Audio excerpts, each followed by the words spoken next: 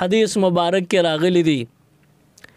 وای چې چا لسم محرم الحرام باندې د خپل وس مطابق لږه خرچه په خپل بچو خپل اهل او عیال باندې وکړله نو چې څنګه خرچه کړی وي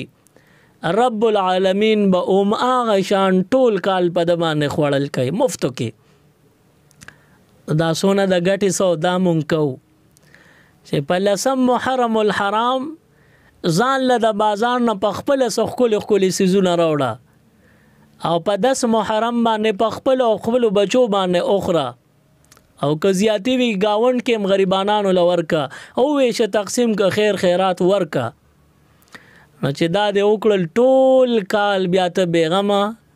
الله وستا بندوبست کوي چې دا لسم محرم د سکړي هغه شان به الله پاک دلا فراخ رزق درکوي او ته په خپل او په خپل اهل او عیال لږه فراخي وکا او فراخي څه ته وي چا نه قرض کړو نه قرضومه او چې روزانه څه پخې د هغې نه لږ خو داسې اهتمام وکړه لکه تا کړه چې معزز مهمان او میلمه راغلي او د هغه دپاره څنګه ته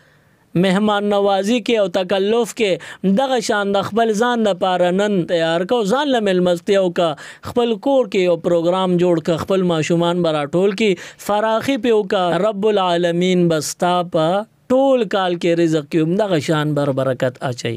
اندار وس کله در روان